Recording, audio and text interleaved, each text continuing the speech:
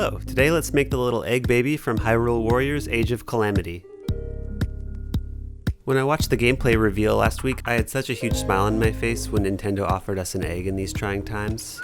But I only have so much room for cute mascots in my life. I have a son! If you want an egg child of your own, go grab a chicken egg and follow along at home. After a nice bath, puncture a fontanelle at both ends of the egg head and then blow its brains out. This is actually the way I always make breakfast. Incredible egg. I love eggs. Once you have your perfect eggie, let's take it down to the workbench. When you bring a newborn home, it's a good idea to clean your house of any contaminants. This has the added benefit of removing any stray debris before we roll out some clay for sculpting. Along with some oven-baked clay, you'll need some armature wire for the egg's leg bones. To mount the legs, bend out a metal ring to act as a pelvic girdle. Each of the 3 legs are made from 2 4-inch lengths twisted together for extra strength. Using a power drill and a pair of pliers, I learned this one cool trick from Eric's hobby workshop for making a wire double helix. That's nice, let's see that again. Wow, cool, nice. Something about that is just very aesthetically pleasing to me. Once you have your 3 legs, twist them around the ring until your fingers hurt, and then use some pliers to help tighten it up. Next, gently bend the legs until it's achieved whatever pose you want your egg baby to have forever. I'm going for a neutral boring idle pose. With the clay at about 1/8 of an inch thick, I'm cutting out a bunch of these chevron-shaped scales to cover the legs. In my trials, it took about 12 of these overlapping, or 36 total, to make a complete pair of egg pants.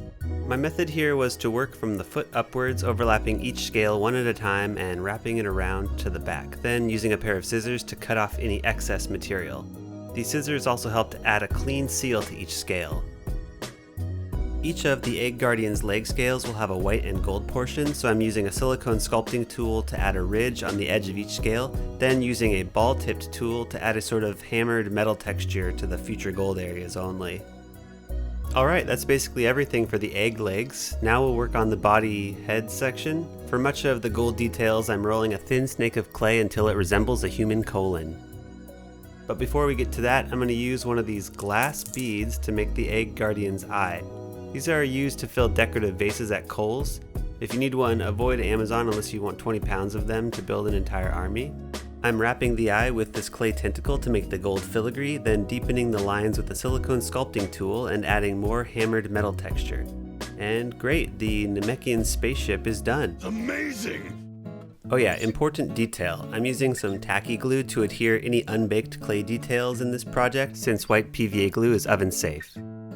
Next, I'm building up the rest of the egg pants using several pieces of clay and then blending the edges together using a silicone sculpting tool. I've been touching this thing a lot, so I would describe the current texture as fingerprints, which is the worst texture a sculpture can have.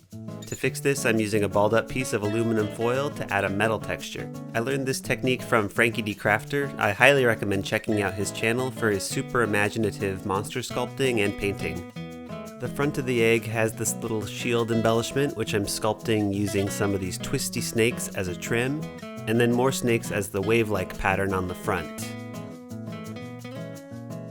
This flapjack's done. Around each of the leg hip flexors, I'm blending clay snakes into the body to make it appear as if the legs are coming out of a shell. Next, make a bunch of these Mr. Donut rings. Add some sprinkles, and then repeat as necessary all around the egg. To connect the donuts, I'm adding more segmented clay snakes, then that's it. Let's give the egg a tiny hat. No, a crown is what the child deserves. Then we're ornamenting the crown with what I'm deciding are earrings, and then the tiniest tiara. Lastly, we're going to repair that skull fracture with a round piece of clay trimmed with a vanilla extract bottle, smoothing it out with some silicone sculpting tools, and wow, good as new, it's like no one ever blew the egg out of the shell.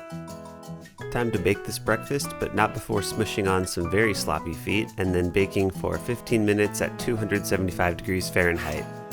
The clay is very hot when it comes out of the oven, so wait about 10 minutes until... It's quite cool.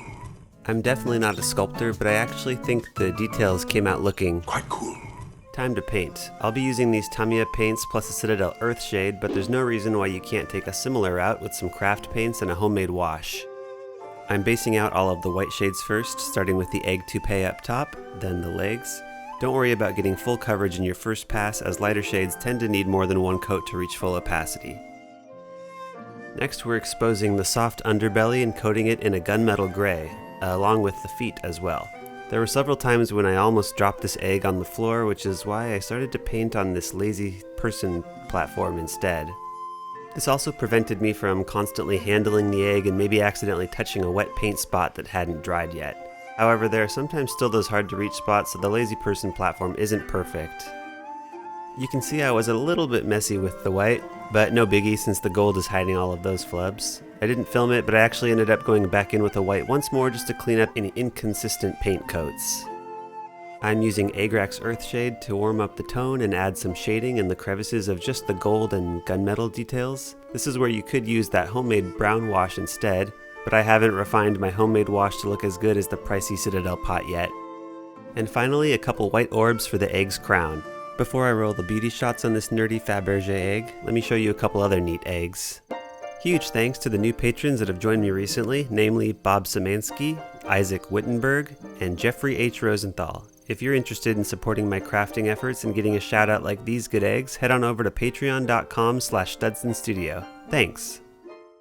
That's going to do it for this edition of Studson Studio. Let me know what you thought of the slightly shorter non-building related craft this week. It was a refreshing change of form, and I hope I can mix it up occasionally to help keep things interesting.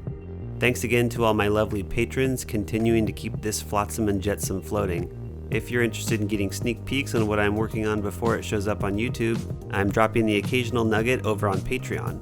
Until next time, keep sending me those suggestions about what other things you'd like to see crafted, and also let me know how you prefer to eat your eggs, and that's it. Thanks for watching.